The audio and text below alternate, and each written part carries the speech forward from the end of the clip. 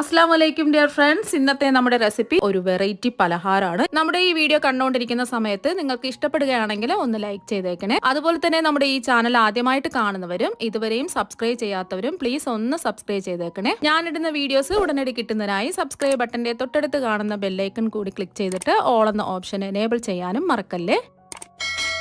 ഇതിനു വേണ്ടിയിട്ട് ആദ്യം തന്നെ ഒരു പാനിലേക്ക് 250 ml കപ്പിന് 1 കപ്പ് പൊടിച്ച ശർക്കര ഇട്ട് കൊടുക്കാം.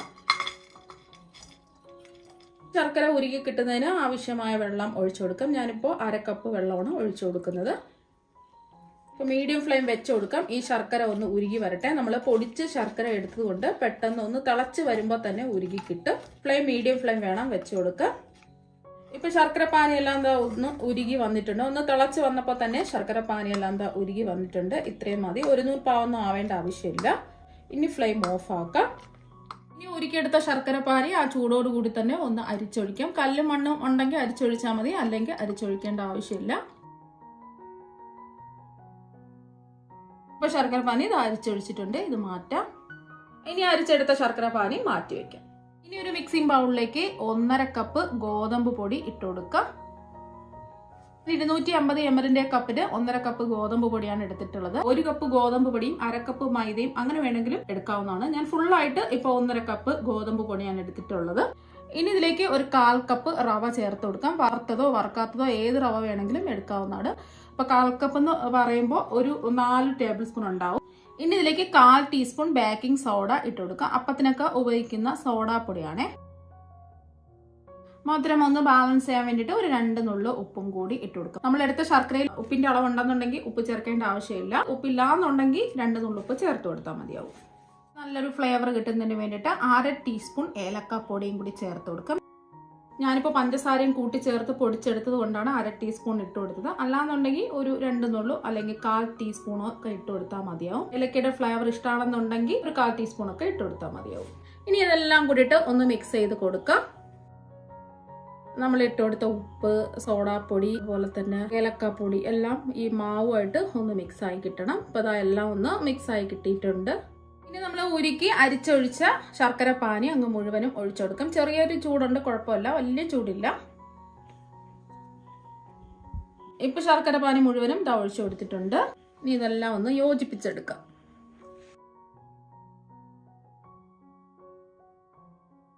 ശർക്കര പാനിയും കൂടെ ഒഴിച്ച് ജസ്റ്റ് ഒന്ന് മിക്സ് ചെയ്തെടുത്തിട്ടുണ്ട്. അപ്പൊ കുറച്ച് കട്ടിക്കാണ് ഇരിക്കുന്നത്. ഇനി ഇതിലേക്ക് കുറച്ച് പാല് ഒഴിച്ചു കൊടുക്കാം. ഞാനിപ്പോൾ 1/2 കപ്പ് പാല് എടുത്തിട്ടുണ്ട്. 1/4 കപ്പ് പാല് ആദ്യം എടുക്കാം. തിളപ്പിച്ച പാലോ അല്ലാത്ത പാലോ ഏത് വേണമെങ്കിലും എടുക്കാവുന്നതാണ്. ഇനി കൈവച്ച് നല്ലോണം ഒന്ന് കുഴച്ചെടുക്കാം.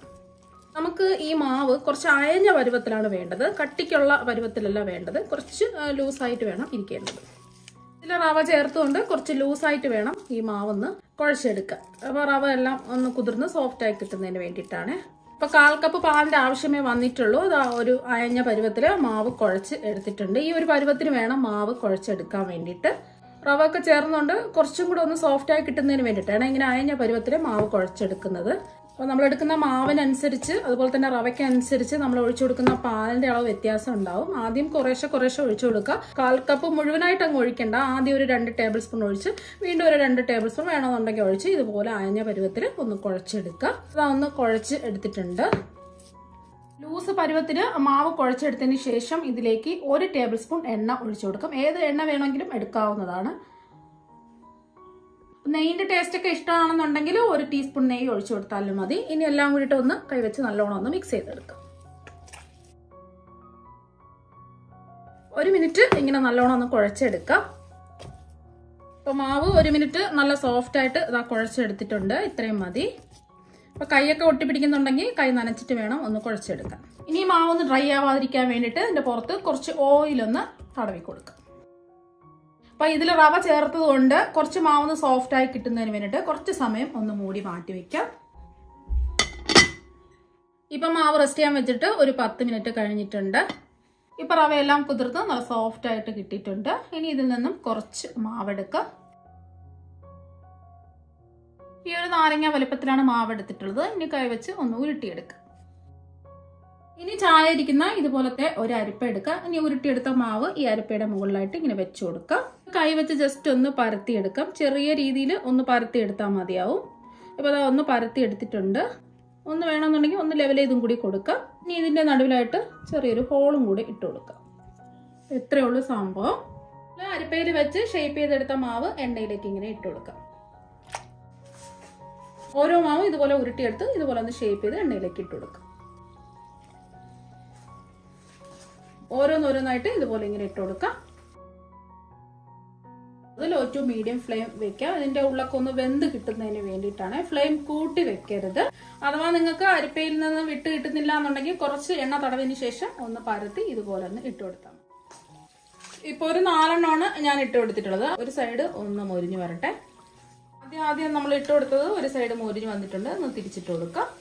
ഒരു ഗോൾഡൻ ബ്രൗൺ ആകുന്നത് വരെ നമുക്കിതൊന്ന് ഫ്രൈ ചെയ്തെടുക്കാം. മറുവശവും ഇതുപോലെ ഒരു ഗോൾഡൻ ബ്രൗൺ നിറാവട്ടെ. ഇപ്പൊ 2 വശവും നല്ലൊരു ഗോൾഡൻ നിറായിട്ടുണ്ട്. ഇനി എണ്ണയിൽ നിന്ന് കോരി മാറ്റാം. ഒട്ടും എണ്ണയൊന്നും കുടിച്ചിട്ടില്ല. പെട്ടെന്ന് ഈസി ആയിട്ട് നമുക്ക് ചെയ്തെടുക്കാൻ പറ്റും. ഇപ്പൊ കണ്ടില്ല, ഒട്ടും എണ്ണ ഒന്നും കുടിച്ചിട്ടില്ല. നല്ല അടിപൊളിയായിട്ട് ഇതാ കിട്ടിയിട്ടുണ്ട്.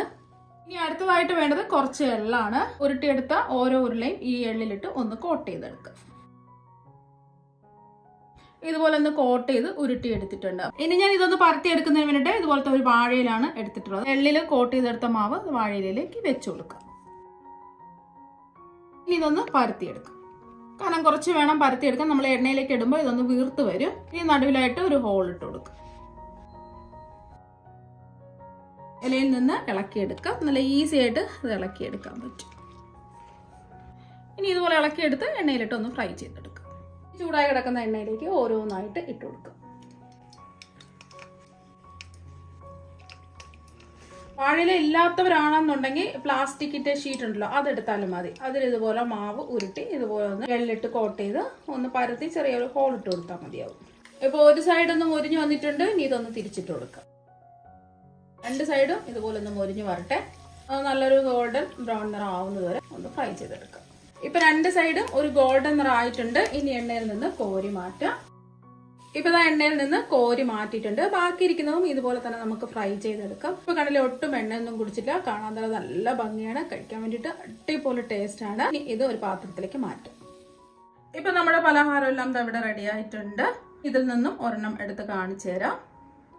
നല്ല സോഫ്റ്റ് ആണ്. പുറത്ത് ക്രിസ്പിയും അകത്ത് നല്ല സോഫ്റ്റും ആണ്. കുറച്ചും കൂടി കാണിച്ചു തരാം. കണ്ടില്ലേ, നല്ല സോഫ്റ്റ് ആയിട്ടിരിപ്പുണ്ട്. അപ്പൊ നിങ്ങൾ ഒരു പ്രാവശ്യം ഇതുപോലെ ഒന്ന് ട്രൈ ചെയ്ത് നോക്കാം. വാഴയില് നമ്മൾ പരത്തിയെടുത്ത് ഫ്രൈ ചെയ്തെടുത്തിട്ടുള്ളതാണ്. ഇതും നല്ല സോഫ്റ്റ് ആണ്. ഇനി ഇതിൽ നിന്നും ഒരെണ്ണം എടുത്ത് കാണിച്ചു തരാം. അപ്പോൾ വെള്ളമൊക്കെ ചേർത്തുകൊണ്ട് പുറത്ത് നല്ല ക്രിസ്പിയും അകത്ത് നല്ല സോഫ്റ്റും ആണ്. ഇനി ഇതൊന്ന് മുറിച്ച് കാണിച്ചു തരാം.